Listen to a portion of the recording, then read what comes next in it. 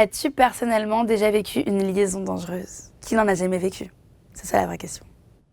Yo. J'ai toujours rêvé de faire ça.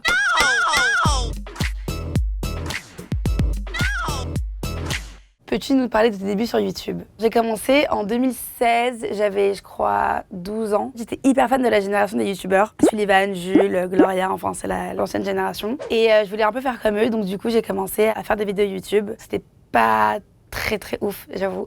Et j'avais 3 abonnés, mon père, mon oncle et mon chat. Et un jour, j'ai fait une vidéo où je disais que je mangeais mes ongles de pied. Bon, c'est pas vrai, c'était faux.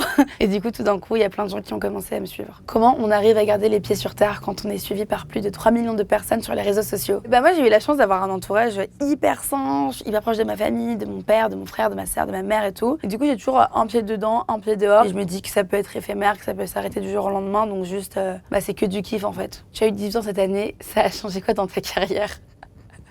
Que maintenant les mecs peuvent me DM sans se dire que je suis mineure. C'est vrai que moi j'ai été hyper libre, très jeune. Après dans ma carrière, je pense que du coup j'ai peut-être plus de légitimité. En quelques secondes, tu nous pitches Les Liaisons Dangereuses. Les Liaisons Dangereuses, en fait, c'est une adaptation moderne du roman de Pierre Laclos. Ça parle d'une jeune fille qui s'appelle Célène. Moi. Et c'est une fille qui vit pas dans l'air du temps, qui n'a pas les réseaux sociaux, qui est hyper fidèle à ses convictions, à ses valeurs, à ses principes, qui est fiancée à 17 ans. Et en fait, elle part vivre à Biarritz chez sa cousine et elle rentre dans un nouveau lycée. Et en fait, elle rencontre des gens, la fame, la popularité, la trahison, les liaisons dangereuses. En vrai, tu l'as lu, Les Liaisons Dangereuses de Pierre de Laclos. Comment repérer un pervers narcissique? Ouf! Très bonne question. Je pense que c'est quand tu vois les changements d'humeur, où le mec il va un peu te manipuler, il va être hyper lunatique, genre je t'aime mon amour et 2 secondes après je vais te frapper. Peux-tu nous parler de ta rencontre avec Rihanna?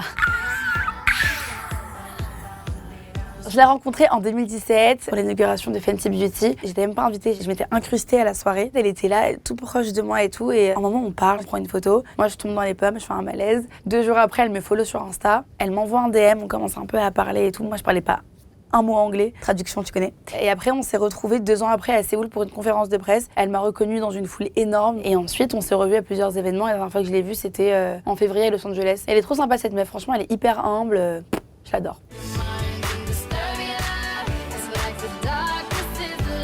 Le terme d'influenceuse te convient-il toujours? Le terme influenceuse m'a jamais vraiment convenu parce que je trouve que c'est un peu une connotation négative, un peu biaisée. J'estime que je suis personne pour influencer des gens, etc. Je pense que créatrice de contenu, ce serait un terme un peu plus adéquat. Le dernier compte Instagram que tu as unfollow. J'étais à un événement il y a pas très longtemps et il y a un mec hyper bourré qui vient me voir et qui me dit ouais, s'il te plaît, follow-moi sur Insta, etc. Et moi, comme je suis timide, j'ai dit ok, je te follow. Et après, je suis rentrée et je l'ai unfollow. À 18 ans, tu manges toujours tes ongles de pied? Bah évidemment, c'est quoi cette question? Il ressemble à quoi le rôle de tes rêves? J'adorerais jouer une perverse narcissique. Non, c'est chaud.